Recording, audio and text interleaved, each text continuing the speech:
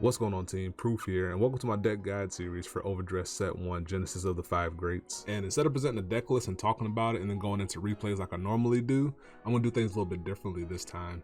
So I'm going to start with talking about the ride deck and then going over the overall goal of what it's accomplishing. And then after that, I'm going to talk about 3 key cards that are either important for the deck's function or cards that you want to look for in your hand post mulligan. After that, I'm going to go into the general overview of the deck. And then since this is more of a general overview, I want you to keep in mind that the gameplay of the deck can change depending on the matchups. And then I'm going to give a couple pros and cons. And finally, we'll finish things up with a sample deck to tie everything together. So I hope you stick around and I hope you enjoy. And for this video, we have Prison.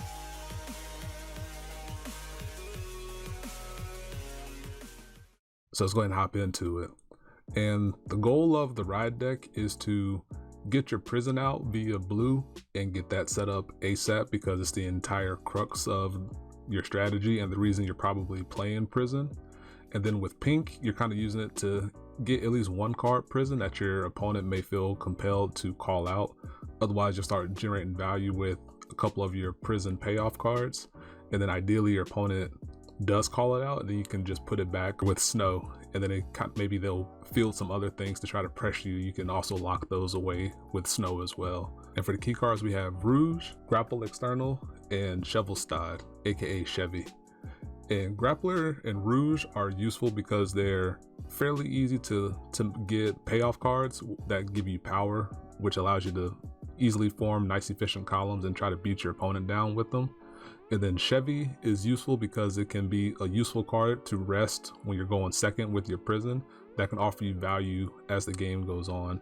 Kind of useful to ping off some troublesome back row things that your opponent may want to use, such as the starter from Dark States if you're playing against Bruce and you want to try to lock them away from being able to use Richard's ride skill when he's on place, the grade 2. And for the gameplay overview, you want to try to imprison your opponent's units to make them harder to carry out their game plan because you're trying to tax their resources to bring them back. And then you're also trying to utilize your prison payoff cards to get you some value and as a means of aggression or defense or otherwise. The pros for prison: you can really force your opponent to play a different game than they may want to, because they may be trying to work around your prison mechanic to keep you from getting to your payoff cards. And then prison has means to form some efficient 23k columns because Rouge and Grappler can become 15k attackers. And then there's other cards that gain power for prison payoff or for putting something into prison itself.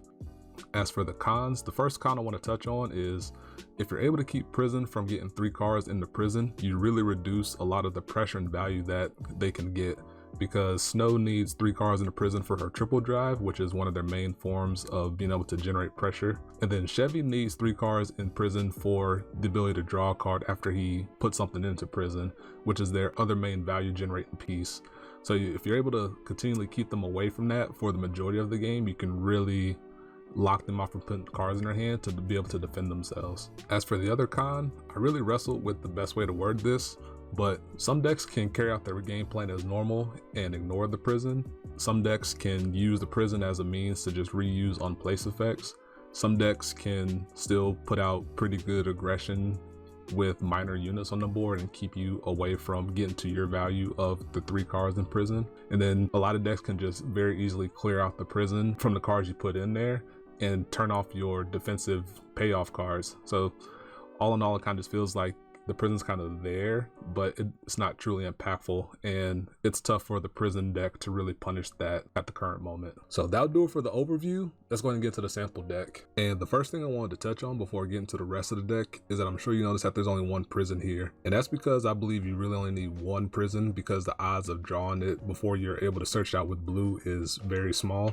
However, you can definitely play a second copy if that's what you're comfortable with, but I wouldn't go beyond 2 copies. And as for the cards I didn't talk about previously, let's start with Fair Tiger. Fair Tiger offers an efficient way to prison the front row that doesn't conflict with Snow or Chevy, because Fair Tiger doesn't use counterblast, and it gains power to make an easy 23k line. As for the grade ones that I haven't touched on yet, first we got Bulba Mine, and Bulba Mine gives an incredibly efficient way to keep your resources going, especially Counterblast at the cost of being just a temporary booster, because you have Chevy and Snow, which are your primary offenders of using your Counterblast, And if you want to make use of them a lot, you're definitely gonna need a way to countercharge, and Bulba Mine offers that. And lastly, Autonomic Caution can act as a flexible unit for guarding and for being a 10k booster. It's probably harder to use it for defensive value in most games because your opponent might be able to freely clear the prison out, but it's still there to have the option available to you. The 10k is good for making Fair Tiger 23k without needing to use Fair Tiger skill, or you can make Grappler, Rouge, and Fair Tiger, which are all 15k hitters by themselves, hit 25k in the early game against 10k Vanguards. As for the triggers, we got 8 crit,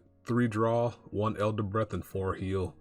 The 8 crit offer maximum Vanguard pressure because ideally you want to get value from Snow and Chevy, so you really don't need the extra draw triggers. So the deck really emphasizes achieving those efficient 23k columns that I talked about previously, and it has a nice mix of offensive and defensive prison payoff cards. So that'll do it for the deck guide on prison. I really hope you enjoyed, and I'll catch you next time. Peace, be easy. Listen.